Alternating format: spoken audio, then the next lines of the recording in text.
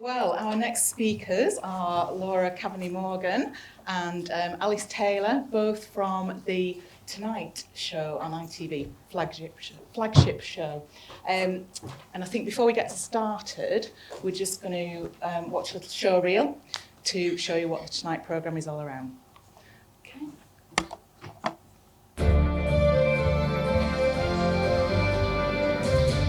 Good evening and welcome to the Tonight programme with me, Paul Brandt. Kolya and his mum Katya have come from Kyiv. They're being hosted via the Homes for Ukraine scheme by Gemma and her family. Do you feel as though you can kind of take a moment just to breathe and feel safe? Yeah. I'm still worrying about my family who left in Ukraine, but still now I feel safe to here, and my son also feels better. I said hello, my name is Freya, nice to meet you, and in Ukrainian that is Привіт, мене звати Freya, приємно познайомитись. And you've learned that specially? Yes.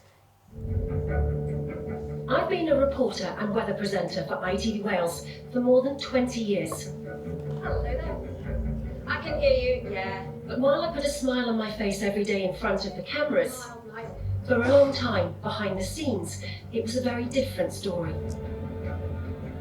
I had no idea that the threats and manipulation my ex-husband used for almost a decade were actually a pattern of criminal behaviour.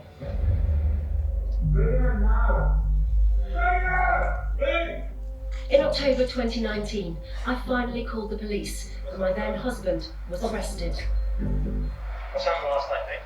Which way? Well, she's called us this morning, Yeah. saying that you were quite persistent on the phone last night. She's my wife. I know, but 200 times. You're going to have to be arrested, mate, Why? because of harassment.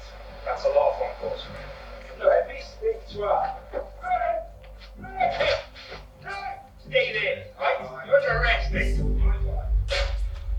The Taliban are already going to people's homes. They know who these people are. I don't know what's going to happen to them. And I have no way of getting them out. And I'm very afraid for them. So we're hearing reports from women and from men in Afghanistan who are very, very scared of you, and they are hiding in their homes. First, if they are scared, I'm telling them not to be scared. It's one thing. How are you going to treat women? The men and women are free. They are not our enemies. They are our the sisters, our daughters, our mothers. We are committed to their basic rights. Ultimately, it was clear the Taliban want to be taken seriously on the global stage. Do you think one day you will be stood in Downing Street meeting the Prime Minister of the United Kingdom? Yes, we want this. I think it is better for both sides. While the vast majority of people who catch COVID-19 will get better, sadly thousands have lost their lives, including more than 50 NHS and social care workers. Just coming up to midnight, Sam is an emergency medicine consultant in London. We've been following him for over a month. This is the first time that I've really thought in my career that you go to work and you could potentially get really sick. Libby's body was found 7 weeks after she went missing in the River Humber. There was evidence she'd been raped. I was devastated, absolutely devastated. It's that fear that you have always as a woman. I was thinking there was no worse way to die for her. And she must have been so scared. And with it being so public as well, that's really hard. You feel like you lose your child all over again. Two of my particularly unpleasant experiences as a police officer were both subject of technically indecent assaults, both of them. And I didn't report one at all. And I did the second one. Why did you not report the former? I was a lot younger, felt a lot more vulnerable. There were no witnesses. It was a senior officer. He was very well liked, very well regarded. Who was going to believe me? And it's not nice telling it again, to be honest. Yeah, it's hard. And it still affects you, I can see. Even we're speaking over this computer link, Sue. Yeah, it does. Yeah. In 2020, 80,000 cases of stalking were recorded in England and Wales, but with a tiny proportion of victims reporting the crime to the police. It's thought about 1.5 million people are affected annually. I'm one of them. Though it's online, I've decided to meet a convicted stalker for the first time. I text her 17, 18 times, call her more times. I'd probably pop over there a couple of times a day and just, you know, be there for hours. And did you think at the time about how this was affecting her? No, I couldn't begin to comprehend how someone else might feel about it. He says he now understands the impact of his actions. It just needs someone to say, look, what you're doing is wrong, but ultimately we can help you out of it. Do you think that rehabilitation can work, will work for you? Yes, 100%. Well, that was kind of one of the most difficult conversations I think I've ever had to have. The extreme temperatures certainly left their mark. Homes perished in wildfires. Tarmac melted at airports. Schools were closed and the railways were brought to a halt. And while the mercury has thankfully dipped a little since then, as we look back, the question is, what happened? I've set up shop in Bury Market. Come on over, love, let's have a chat about the price of cheese. To see if people have noticed just how much some food prices are changing. Now, tomatoes, do you think they've gone up in price the last 5 years? Definitely. By how much? 25%. 10%? 10%. 26%. That's a lot, isn't it? Oh my gosh. Right, margarine, how much do you think that's gone up in price? In the store. I only have butter. I'd probably say only about maybe 25% roughly. Maybe 10%. 10%. 10, 12. 51%. Oh! Margarine!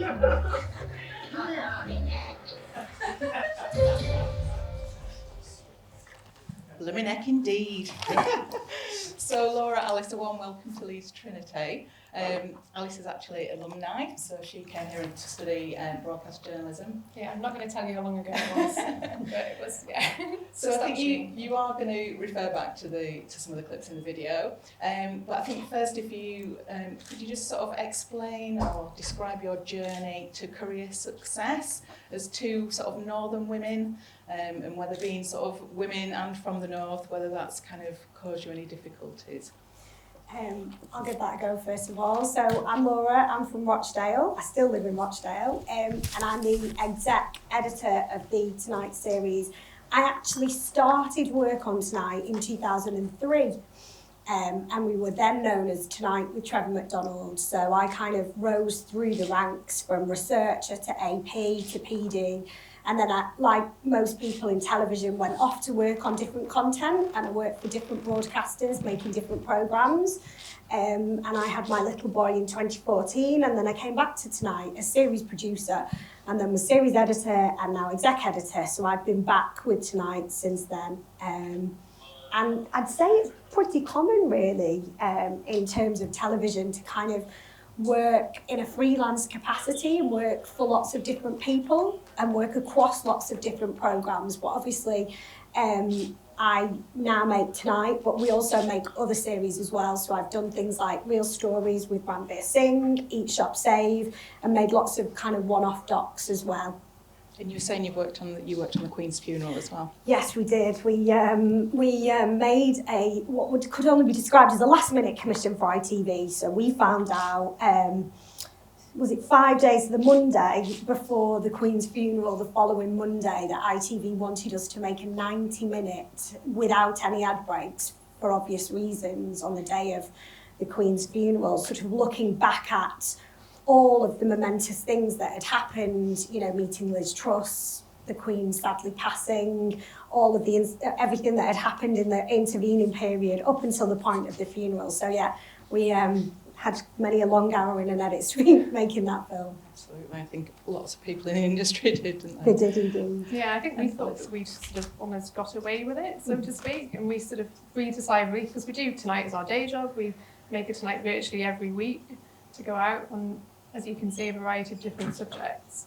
And then the Queen passed away, and ITV had a very kind of a sort of set rota that was going to happen. The news was going to take over, but they already had a lot of documentaries made. So there was kind of no room for us to do anything, and I think we were relieved. But then, as journalists, you always want to feel as though you're involved in a big story. And I think part of us felt slightly disappointed too to see everybody else making programmes about what was the thing that everybody was talking about and the whole world was talking about. And then you've got to be careful what you wish for, haven't you? Because then we did get, as Laura said, the 90-minute commission, which was pretty intense, to say the least, and you just don't sleep, basically. I think you sleep afterwards. But it was great to see it on air, and I actually managed to get home just in time to see it go out, and felt a huge amount of pride to think that we'd achieved that. And it did really well as well. It got really good sort of audience response, and from the people who know me, I got more messages about that than I think anything else that I've ever worked on. So it was worth it in the end. Yeah, part of history, isn't it? Yeah, and absolutely. Making history, which I think is the great thing about this job. So when you were studying broadcast journalism here, did you ever think that you might be, sort of achieving that kind of? Do you know, I was thinking before I came that it's really funny. Part of what I had to do in my course towards the end was stand up and talk about people who inspired me in journalism and where I saw myself going. And I did a sort of jokey thing where I superimposed my face on Trevor McDonald's head as he was sitting presenting the Tonight programme. So I'd totally forgotten about that until I was coming along today, and it sort of popped back into my head. So actually, if I'd kind of gone back to 20-year-old me and said, that is what you're going to end up doing, that's the programme you're going to end up working on, I think my little mind would have been blown. But it just shows what can happen. I would never have particularly thought that would happen. I never had any ambition to be on screen, but I always wanted to work in current affairs. So when I did my journalism course here, I did the postgrad in broadcast journalism. I didn't ever want to be on screen, but I always wanted to sort of, be a producer, or I wasn't quite sure what the role would be that I wanted to do. But I ended up working for Channel 4 News, which was amazing, and got to go around the country reporting on massive stories that were happening. And then after a while, I sort of got a bit fed up of being on the sort of news treadmill, because after a while, you find that you're covering a lot of the same sort of stories over and over again. And so I went into sort of current affairs documentaries, worked on a few programmes, a thing about cochlear implants for Channel 4, where we had people switching on the cochlear implants live on TV. Various sort of interesting documentaries, and then ended up going to Tonight, and I've never looked back since then. I started making programmes for them, and now I'm overseeing the teams that go out and make the films that you've just seen. So, would you like to tell us a little bit about what it's like sort of behind the scenes making these programmes? Yeah, I mean, we have a system whereby Alice, as series producer, in terms of the editorial, so in terms of how we decide what kind of programmes we're going to make, who we're going to work with, we often try as a rule of thumb, and we say it's a rule of thumb because given that we are in current affairs, everything can and does change regularly. So we usually like to think that we would work on a 6-week turnaround with 1 AP and 1 PD. So each of the films behind us is a good example of the kind of range of programming that we cover. But not all of them are examples of having 6 weeks to make them. I think, the Taliban film was done in 4 days. 4 days. Yeah. So it just depends really. And, we're always looking for new talent, particularly behind the camera. We want to meet and work with people who are happy to get stuck in and really kind of throw themselves into the kind of the content that we make, basically. And I think it's really important for the journalism students here today to know what we're looking for in terms of the people who can come and work with us. So obviously fantastic storytelling and story finding, but also people who are multi-skilled as well, because, we always, Alice shoots a lot more than I do, but I can still, pick up and go out and shoot, and have done in the past. And, we need people who come to us that have got that ability to kind of get stuck in, maybe do second camera on some of the shoots that we go on and learn that way, basically. And I think quite a few of our students in sort of from my work at ITV Yorkshire actually, some staffers, like the hardest part of the job is actually generating ideas or coming up with ideas. How does a person kind of learn to generate good ideas? What tips can you give them? I'd say my top tip for anybody wanting to work in telly, and this is not just working in current affairs or journalism, is watch television. The amount of young, old people, everyone who comes and goes, oh, Laura, I really want a job in telly. I go, oh, okay, what do you watch? What are you into? And then there's a kind of big pause. I'm like, oh, I might watch a Netflix documentary. And I'm like, that's not going to kind of, that's not enough, basically. You know, I want people that can come to me and tell me about the programmes that we've made, but also what our competitors are making, what brilliant documentaries are the BBC and Channel 4 doing as well. So I just think in this day and age of kind of so much media, you can't ever be underprepared. And I just find it as a really weak excuse that they're not listening to amazing podcasts and the radio and watching content, because that is ultimately what you're saying you want to work in. And then when I ask you what you're watching, you don't really know. So you have to kind of be across what everybody's up to, what kind of films they're making, what kind of tone the films have, and, you know, the kind of talent that are going with it as well. Yeah, I was just going to say, in terms of finding stories, I think you can't go wrong with just listening to what people are talking about. You know, what are your friends and your families talking about? What are the things that they really care about? We did a programme about back pain kind of randomly earlier in the year. It wasn't really random because it was because of the pandemic, people working from home.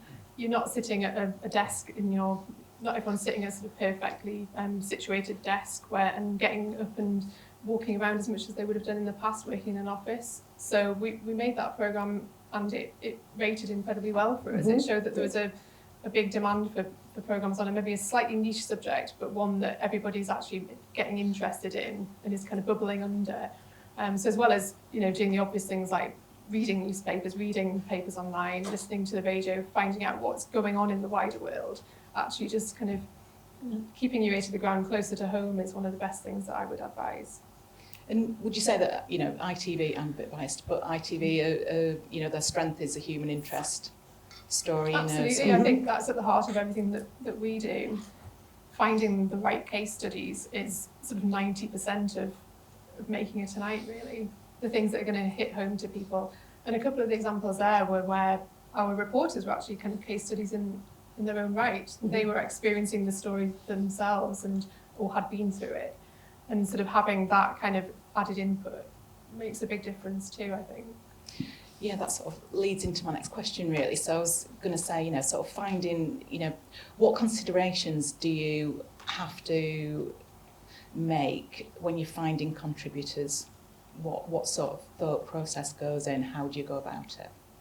Well, one of the things that we always have to do is think about our duty of care to people. So just because somebody has an amazing story to tell and it wants to tell it doesn't mean that it's the right thing to do. So, and that's something that ITV has become, has kind of become more of an issue at ITV, and that we have to, you know, really think about. It's having conversations with people before, during and after transmission to make sure that they're okay and that they don't need extra help. We've got lots of help that we can provide to people. So it's kind of not always just going for a story because it seems like the right thing journalistically, but it has to be the right thing for the contributors too. I mean, I think the advent of the internet and social media, all of those things make it in a lot of ways easier to find people, contributors, but you have to make sure that what they're saying adds up, and, you know, you've got to kind of corroborate any evidence that you need to sort of back people's stories up too. So there's an awful lot needs to go on before you put someone on screen, absolutely. And what would you say makes a good contributor when our students are going out sort of trying to find people? What makes a good contributor? I think their story is always the most important, and as Alice has said, ensuring that it's corroborated and that, you know, it's factually accurate and that they're not perhaps saying something for a particular reason. But I think good contributors are always the ones who people at home can identify with, that their story resonates with them and that they understand where they are. I mean, I'm sure everyone's aware at the moment, a lot of the content we're making is about the cost of living crisis and the reality for many people. And finding the best examples of that is really hard, and we've done it a couple of times, haven't we? But the ones where families allow us into their homes and give us that real privilege to go in and you know, they have children, but they're talking about how, you know, they might have had to cut back on extracurricular activities and all the things that most families in this country are facing at the minute. And I think that when people are able to let you into their lives to sort of tell their story, the best ones are the ones that are just like the families at home that people can relate to, rather than, for example, us going and filming with a family of maybe 6 or 7 children. You know, any of those kind of extremes don't work as well, whereas if we show a kind of family just like the families at home, it makes it understandable and relatable for people. And do you think the industry is doing enough to sort of reflect our diverse communities in this country? I think we personally on Tonight really strive to represent families across the country. I think where we are way more fortunate than perhaps our colleagues or other people is that we are based in the north. You know, we are where our audience is, as opposed to coming from a kind of London-centric perspective. So we certainly make sure that we cover a range of diverse backgrounds and communities in the films that we make, and also with the talent that we use as well, both on and off screen. Yeah, and sort of sticking with that then, because, you know, I think, would you say it's no longer necessary for graduates to sort of be migrating down south to be able to get into the media industry? It's a disadvantage to us. I mean, we have our main office is in Salford, so that's where our base is. And post-pandemic, we're not expecting everybody to come into the office all the time, but we do like people to come in and work as a team and get together. We also have a presence in London, but they're very much the kind of junior partners in the relationship, aren't they, Laura? There's just a sort of handful, you know, a couple of PDs, you know, a few APs down there, and they go into our London office and work out of there. But for us, it's, you know, I've had my entire career living outside of London, working in the regions, and I think it's been definitely an advantage to me. I think across the board, not just obviously Tonight, in terms of content being made outside of London, there is a huge push, and there are different hubs of kind of excellence, be it in Birmingham or Glasgow or Manchester and Leeds. I think for anyone who wants to work in television, you've just got to know what's being made where. And the excuse is no longer like, oh, I don't know what's happening, because it's all out there. Look at the production companies, look at their social media, see where they're based. You know, I can, off the top of my head now, with True North and Daisy Beck, tell you all the programmes that they're making in this area, and they need talent from here. So, you know, it is no longer, you have to go to London. However, a lot of stuff is still made in London, and if you want to go to London, then that opportunity is there as well, but it is no longer the expectation that you need to be in London to work in telly. And so what would you look for then for somebody who's after work experience or a job? So we have a scheme on Tonight where we have 2 work experience every single week. So we have students from UCLan, Salford, Sheffield, and here, I believe, at times in the past. So, you know, we have an opportunity for people to come in and work with us, and some weeks are busier and more stressful than others, aren't they? So dependent on what's going on, you know, if the work experience we're in when we were doing the Queen Crash, you know, they would have been doing things that perhaps people wouldn't when there's a little bit longer to make those. So it's just kind of taking those opportunities and learning from the team, because when you work with APs and PDs or researchers, that's your opportunity when you're on work experience to ask those questions, to find that stuff out and both be helpful and not too annoying at the same time. And I think getting that balance right is really important. But that's your opportunity on work experience to talk to those people, to get amongst the production. We always invite them to our weekly ideas meeting. We chat with them, you know, and they have that access to people in the industry, and I think it's really vital. And we've had some real success stories, haven't we, from our work experience? We've got people who work as researchers, APs, etc., who've kind of come up through the ranks. So I think doing work experience is a really, really good thing. Yeah, and I think the people who impress are the people who aren't afraid to just put their neck out and say, I've got an idea. Email us and send us a suggestion. it always impresses me when people do really thorough research, because a lot of the time, your first thing that you'd be doing with work experience with us is, if we're covering a certain topic, coercive control, have a look, so do some research on it, see if there's anyone that you think would be an obvious talking head, any potential case studies. And the people who come back, and they don't come back within half an hour and say, I've done it, the people who actually spend a couple of days on it and really kind of dig into it and come up with suggestions that we maybe wouldn't have thought of, those are the people that stick in our minds. And when we're later looking for people who could come and join us as runners or researchers, those are the people that will be first on our list to contact. And how important is it to, if you get a knockback, if you come up with what you think is a fantastic idea, but it gets a no, it's quite crushing, isn't it? As we invite people to our weekly meetings, we have a sort of session every week where we just discuss ideas, and people, experienced PDs will be getting knocked back with ideas. So I think they'll see that it's just part of the process, and there's not really such a thing as a bad idea, because even when someone makes a suggestion that doesn't quite fly for us, it can lead to a conversation where we then in the meeting start discussing something else that is more kind of a far street. So I think just taking that, it's not even criticism, just accepting that something maybe doesn't quite work for us, but that something else could, is a good learning process. I mean, I come up with ideas and tell Laura, and half the time she's sort of polite. Yeah, and maybe not. And the same for me. I can think something's brilliant, and I'll speak to a commissioner, and they go, I don't think that's going to work. So, but we'd always appreciate the thought and the putting that idea forward. So it's better to just sort of speak up, and it might just be an absolute gem. So. Yeah. And sometimes just the time's just not right as well. So Other things can be going on in channels, and we know that too. We have a great idea and we pitch it to our commissioner at ITV, and he says, "Yeah, you're too late. Someone else is already making that." So sometimes there's good reasons why a good story doesn't make it. Yeah. And we were talking earlier about the skills that people need to get a job in TV, and it's not just always being tenacious and things like that. So what's your thought? We were talking about driving, weren't we? Because I used to do this, like I worked at the BBC from 2011, and I'd go into the University of Salford and go and I'd be like, hands up, what's the most important thing to do in television? And from when I started in television in 1999, I needed to drive. It was the number one thing, and it still is.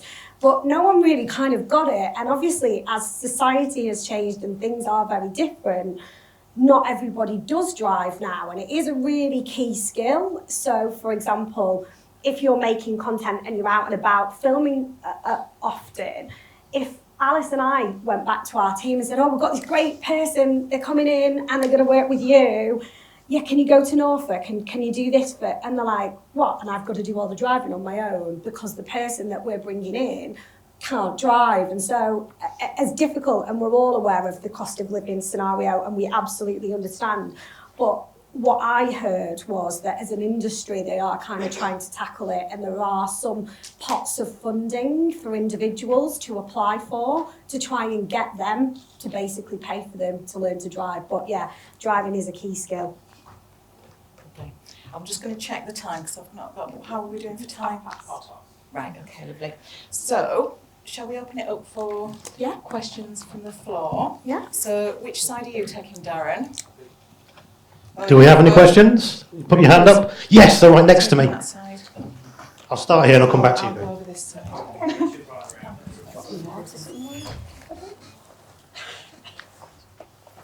Yep. Hi. I was wondering, as a young journalist myself, I struggle a lot with confidence. How do you kind of gain confidence over years of working in the industry? Yeah, I think we're still learning, aren't we? In a lot of ways. I mean, this is pretty scary for starters. It's one of those things, isn't it? Because I've noticed a lot with your people on work experience, they don't even have the confidence sometimes to pick up a phone and call people. They find that a very intimidating prospect. So it's just doing it. It's doing it over and over again until it becomes almost habit and it doesn't seem as scary anymore. And I think we all have days where we think, gosh, the thing I'm about to do is actually, if I think about it too much, it's a really scary prospect. And, I had to go and interview Andy Burnham quite last minute about something I wasn't quite sure what I was supposed to be asking him. So I was sort of interviewing him off the top of my head, hoping that my questions made sense.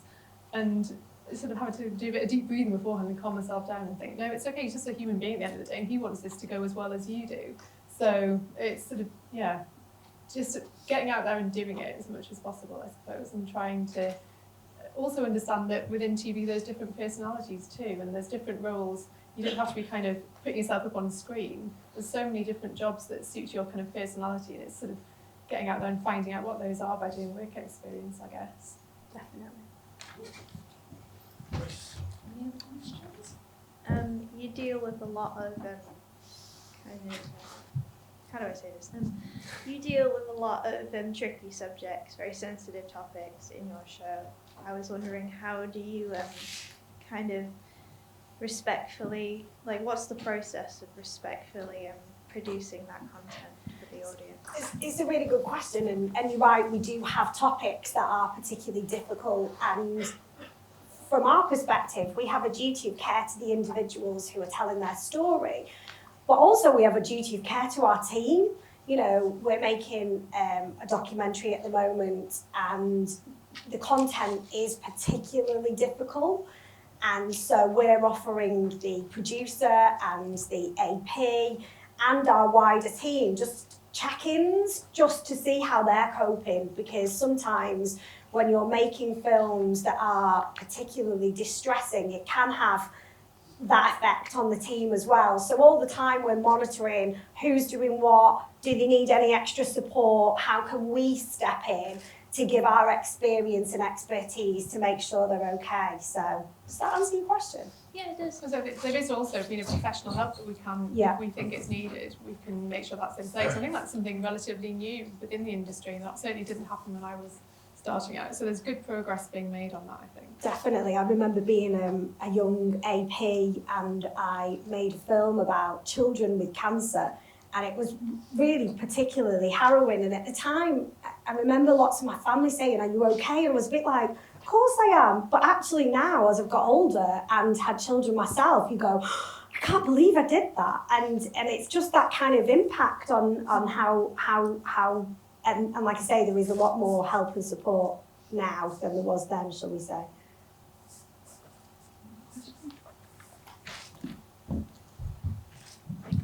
I know you spoke a little bit about, you know, ideas and such. How would you deal with sort of criticism when you bring up a sort of idea to people? Do you just sort of like grin and bear it, or does it ever like properly affect you, and how do you deal with that? Criticism in terms of like the programs we've made, someone saying, "Oh, that's rubbish," or "That's shit," or do you mean either the things you've created or the things you like bring forward as ideas to the team? I suppose like in a team environment, if someone's pitching an idea, and you know, a lot of the time, because Tonight is on air every single week, and if someone's new or come in, they might say, "Oh, I've got a brilliant idea." It might be a great idea, but guess what? We did it 3 weeks ago. Do you know what I mean? So it's not that we have to then necessarily say, "Your idea is shit." We just have to say, "Oh, unfortunately, it's brilliant, but we've done that already." And so because of the I'd say that's more of a case. Yeah, and I think if it's you personally receiving the criticism, I think if it's an idea that you're really passionate about, and you know in your heart it actually would make good TV, just this stupid person that you've just pitched it to doesn't get it, it's maybe just going back and having a rethink about how to frame it. And are you pitching it to the right person? Is there someone else who it might be more appropriate for, a different channel, you know, radio rather than TV, for example? Kind of, if you've got a good idea and you believe in it, then I think the criticism doesn't really matter so much, because you know that you can get this made. You just might need to have a bit of a rethink and rejig it. If it's an idea that just is probably not going to work for a host of different reasons, you have to just accept it and move on and start thinking about other ideas that you can focus your energies on instead. Thanks. Okay. Are there any topics on the Tonight Show that you haven't covered yet but would like to eventually? There must be, we just probably haven't thought of them. Yeah, that's a really good one. I was just thinking, is there anything? Well, we keep talking about schools, don't we? Yeah. And historically for us, anything to do with young children doesn't rate that well, and we don't tend to touch it so much because of all the duty of care issues that we've mentioned. But just because something's difficult to do doesn't mean it's not worthwhile, and there's so many issues with cost of living affecting young children, schools not having the money to be able to, afford a caretaker, so the head teacher's kind of going out and retiling the roof. Those are those kind of stories we're kind of interested in trying to dig into, aren't we? I a long time ago started making a film about young kids who'd been removed from their families because of their weight, and that was something that we, you know, is such a difficult area because of duty of care issues, etc. But as we face this obesity time bomb, it's certainly something that I've been really thinking about. How do we get back into looking at this topic? How do we do it? Because we have a lot of issues thrown in our path that, you know, so yeah, that's certainly something that I was keen to kind of take another look at. I think it'd be really interesting as well, you know, Tonight started in 1999, and when it first started, there was a lot of kind of big interviews, like one interview, you know, it might be Michael Jackson or someone like that, and they would kind of devote the whole programme to that, which we don't do so much now because, you know, things have changed. It's all about checkbook journalism now, and people also feel that they can connect directly with people through social media, Twitter, etc. For how much longer on that, I don't know. But I'd be really interested to see if there was a great, really interesting, you know, human interest story where we could do one big sit-down interview with someone.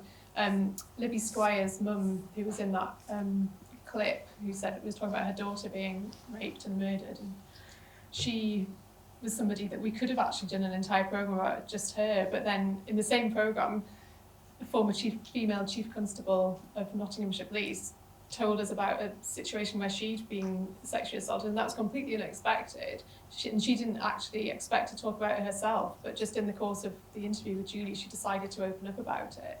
So there's occasions when you could potentially just devote an entire programme to one incredible story, and I think it would be great to hear about any sort of suggestions that we could do for that. Hi guys, hope you're both well. You've talked about a lot of really heavy topics today that you've had to do for the Tonight Show, and with the nature of journalism being that, you know, there's always going to be a story somewhere 24 hours a day, the 24-hour-a-day news cycle is very much in play. How do you manage to separate work and home life almost and just switch off? Otherwise, I know if it was me, I'd just be going insane thinking about all the things that could have happened that day and all the effects that it has on you. Well, you're wearing a football top and I love football, so for me, I'm a little boy, very fortunately, he's really good at football and loves football, so I spend a lot of my time outside in the freezing cold watching grassroots football, and when I'm not doing that, I watch football as well. So yeah, I think it's really important to kind of be able to switch off, but I also love telly. I love watching telly. I love watching, you know, things my colleagues have made, you know, I'm a Celebrity's back on, you know, all that kind of stuff. So I certainly relax watching telly and watching football. Yeah, I think it's important to have sort of your own personal boundaries too, particularly working from home. And if we're working on a programme that we've got to turn around in just a few days, you know it's going to be a really intense period, so you have to give yourself time after that just to relax and go and do something completely different. And also, even when we're working on our normal time scales, not be checking your emails after, you know, 10 o'clock at night and first thing in the morning, sending off emails to people, just making sure you separate your kind of home and your work time. I think that definitely helps. And just talking to people, talking to the people in the team about difficult things, boring your family members with whatever you've been doing, and then that kind of boxes it off, and then you think you can more easily move on, but it can be really hard. And I think we're only human at the end of the day, and certain people's stories really do stick with you, and there's no getting away from that. But it's knowing that you've done the best job that you can do by making a TV programme about it and helping other people. And when we get a really good response from the public, so with the coercive control film and the stalking film, we had charities saying that they'd had more people contacting them, asking for help. Both of the reporters from those programmes got loads of emails and really positive feedback from people saying, I didn't realise I was in that situation until I saw that, and now I'm going to do something about it. So that kind of thing does make it feel like it's all worthwhile, really.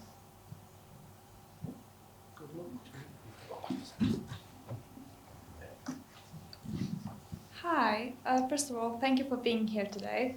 I would like to ask, is there any of the stories that you covered that affected you more than you thought they would? I think the Taliban story did, actually, because we tend to just cover domestic stories. So we're not generally, you know, we tend to leave it to news to cover anything that's happening overseas so much. We don't have the resources to have, you know, reporters being sent out abroad generally. And also that is well served by news, so we kind of cover the things that we think our audience wants to see. But we did that story and I found myself getting incredibly drawn into it and feeling both angry and upset at the situation over there. I think the more that you just speak to people who are on the ground, the more it becomes real to you, and that was something that has kind of lived with me ever since. And I'm probably more likely to follow the news in Afghanistan and the sort of women's groups out there and what's happening, and subsequently what's happening in Iran too with women's rights there. Those stories are ones that now kind of resonate with me more, having worked on those programmes. I think for me, at the start of COVID, Tonight was the first UK broadcaster to look at COVID as a half-an-hour topic. So I remember we did a crash at the end of January 2020 called Deadly Virus, Is Britain Ready? ? And that TX'd on I think the 28th of January. And we had people in Wuhan and we looked at this kind of thing. And I remember coming home that night saying, oh my God, and obviously we all know what subsequently went on to happen. But those early sort of lockdown days, as Tonight was one of the only TV programmes other than News, GMB, This Morning, we stayed on air. So, my children went to school as key workers. We carried on. We worked at home. We weren't allowed in edit suites, but we were still making programmes. I think that whole early sort of COVID really affected me, and knowing that the medics and the nurses and the doctors and ambulance workers were putting themselves through such a scary, it was a really traumatic time. And I don't think personally for me, I felt that trauma, but it certainly stayed with me as something that, we reported on very, very early. And it stayed with me. Thank you. Any more? No, Grace, got one more. I was curious if you've ever had to kind of revisit a subject that you did a couple of years ago because it's kind of changed and evolved as I don't know, Black Lives Matter, because that was a thing, and then George Floyd died, and then it kind of started a movement. I was wondering what was that like and how it was and how you were able to kind of retell the same story but in a new way. We do it a lot. God, we do it a lot. Given that we've been on air since 1999, and I've only worked on Tonight since, off and on since sort of 2016. But even in that period of time, the same subjects have come up. And what we always do with a producer director who starts with us, we say to them, go back and watch the back catalogue, because then you can see kind of the thread and see where the story's going next. So in January of this year, we did a programme called When Can I See My GP? And I think it was just starting to become quite topical about GPs not being able to give appointments, and the whole thing about video appointments or just not getting an appointment at all. And then we're going to do the same subject in January 2023 and see how the situation has changed. And it's just sort of moved on. But what is quite nice about coming back to a topic is that you can revisit your contributors too. So we'll go back and speak to the GPs that we saw in January and say, a year on, how have things changed? Has it got better? Has it got worse? And you can kind of chart that progression of the story kind of in a natural way, really. And to be really topical, on Thursday night at 8:30 on ITV, we've got Nightmare Builders, The True Cost. And, people being ripped off by cowboy builders is not a new story. But for each of those individuals whose lives are absolutely tipped upside down because they've spent all this money and their homes have been left in horrendous circumstances, we've got some case studies in that film that we've used previously, and we've gone back and there was a prolific cowboy builder from this area actually, and he managed to get a custodial sentence, one of the very first custodial sentence for being a dodgy builder, basically. So we managed to kind of tell that story in Thursday's film. So yeah, we do go back and we do, update and chat to our contributors, and I think it's a really good thing. Fantastic. I think we've got time for just one more. Anybody? I'll ask one more then. How would you describe this job? the best job in the world, without a doubt. Varied. Yeah. It's a real privilege to be able to go into people's homes, and those people could be prime ministers and or, you know, postmen, and we get to tell their stories and it is genuinely, it is a real privilege. And, you know, you get to go to fantastic places and learn new things all the time, and often be an expert at everything from, you know, last week's film was about mortgages, thinking, right, I definitely need to fix my rate, to, you know, things about builders. So I think it's certainly helpful to have that information. Yeah, no, it is absolutely the best job. Incredibly varied, incredibly hard work sometimes, but I sort of speak to some of my friends who might work in other industries where it's very much 9 to 5 and office based. And I just thank my lucky stars that this is what I get to do every day, and get to go out and meet these amazing people who don't even know how amazing they are often. It is a real privilege. Brilliant. Thanks ever so much for your time. Can we give a big thank you to